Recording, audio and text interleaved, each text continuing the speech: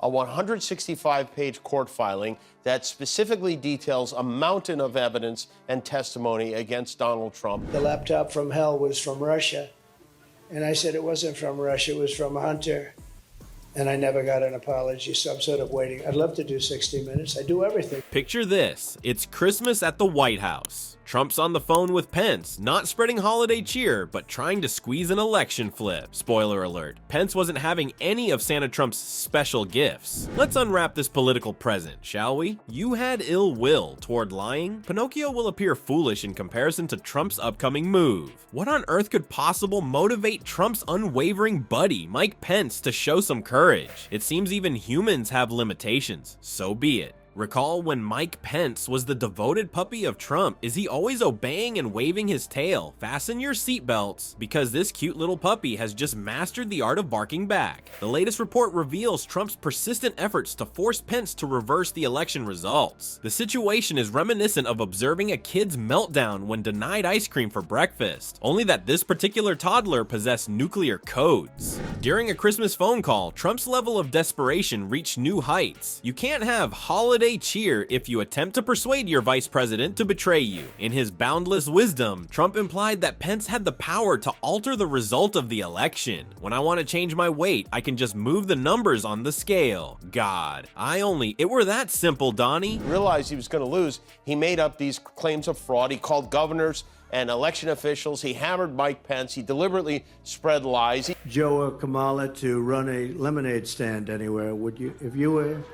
If your child were running a stand, you know, the way I used to run a lemonade stand. However, the juicy part is about to happen. In an unusual display of courage, Pence confronted the Orange Menace head on. Trump responded, "I don't think I have the authority to change the outcome. I can relate. I can't believe it either. It's as if a Chihuahua were to confront and defeat a bulldog. I never knew Pence was capable of that." However, Trump, being Trump, continued. No, our grumpy Trump would find that too simplistic. He met with Pence multiple times, texted him frequently, and went into full-on desperate ex-boyfriend mode. He seemed to have the notion that he could get Pence to cave in if he irritated him sufficiently. Word on the street, it was a bust. Also, we must not overlook Trump's ingenious backup plan, the phony elector scheme. If you're not going to succeed by playing by the rules, then why not create your own reality? Imagine a 5-year-old announcing their dominion over the playground. Funny when you're a kindergartner, hilarious when you're the world's leading economic power. The Trump circus never rests, from the theft of Oreos to incomprehensible arguments. Do you recall J.D. Vance, the man who referred to Trump as America's Hitler at one point? You might have wished he'd stayed with memoirs after seeing his recent debate performance, but he's back now.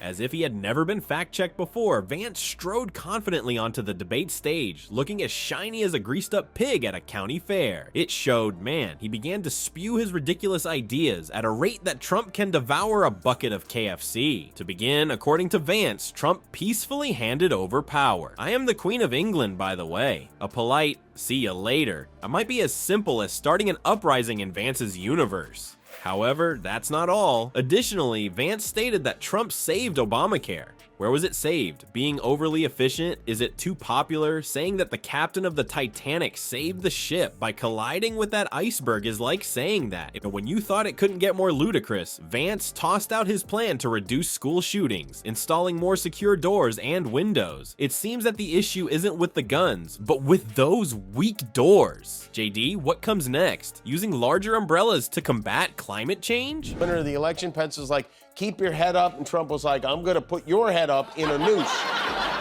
And sure enough, he did. Vance and Walz, they had a nice little chat, which is how it should be. I mean, could you imagine Donald Trump doing that? Can you imagine him having a friendly exchange with his opponent? Perhaps you are asking how Trump feels about this whole thing. Oh, it's not easy. Having someone so vehemently defend him makes him happy on the one hand. Trump, in contrast, has an ego as fragile as a soap bubble during a hurricane. Putting another person front and center? In Trump's universe, that is absolutely forbidden. As if you were to observe a toddler attempting to divide up his playthings. Trump desires both the spotlight and the support of his henchmen in his political campaigns. It's like attempting to eat a Big Mac while tweeting from the toilet, a really precarious balancing act. The point, though, is that not even Trump's supporters can save him from appearing as foolish as he does. They seem to be taking part in a strange game show called Who Wants to Be the Biggest Laughingstock? Recall that this is the identical J.D. Vance, who not long ago drew parallels between Trump and Hitler. He is now defending him by bending down backwards. What a surprising turn of events. Experiencing this is like being a spectator in a film where the protagonist abruptly acknowledges the villain's validity and begins assisting in his global conquest.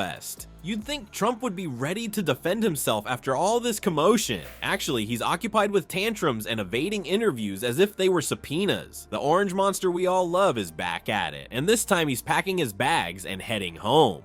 A 60 Minutes interview with Trump has apparently been declined. Why? Simply put, he wants an apology for previous coverage. Indeed, the man who has offended more individuals than an inebriated heckler at a comedy club is demanding apologies. They came to me and would like me to do an interview, but first I want to get an apology because the last time I did an interview with them, if you remember, they challenged me on the computer. But for now, not only is he refusing to go another round with Kamala, he's decided he's going to pull out of an interview with 60 Minutes. I guess he learned his lesson. Wow, you're as delicate as a burnt snowflake. It's as if he thinks the press will handle him delicately. Donnie, hear this. Becoming president isn't a game of cat and mouse. Rest assured, things will improve. Trump went above and beyond with an absurd analogy during his most recent rally. Biden and Harris, he said, were like the lemonade stand he had as a kid.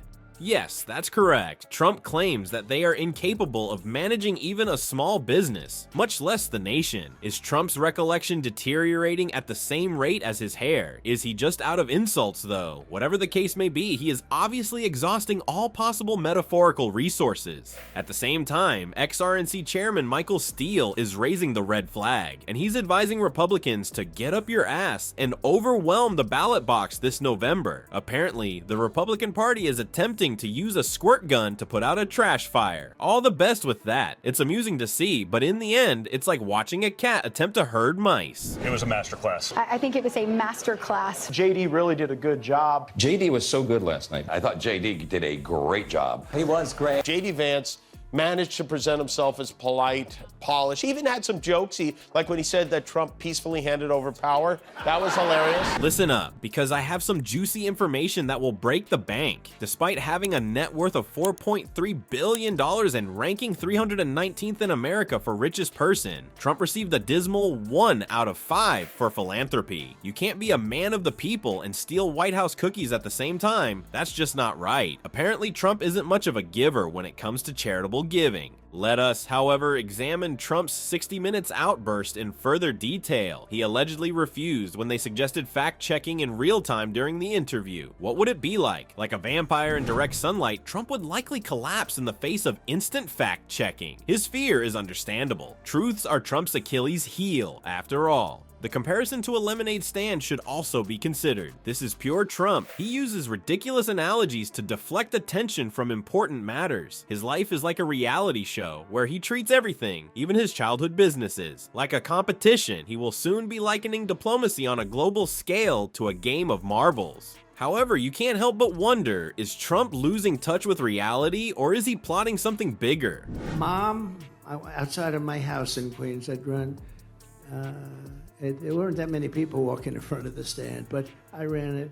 But if I wasn't going to run it, I wouldn't let one of those two run it. One thing I didn't know, I knew Trump pressured Mike Pence to break the law. I just didn't know how many times he did it. There were meetings, phone calls. Is he actually so disconnected, or is he only engaged in a game of four-dimensional chess while the rest of us are buried in checkers? The Trump circus is clearly far from done, whatever of the outcome. The ringmaster is pouting in his tent as the clowns continue to put on a spectacle that never ends.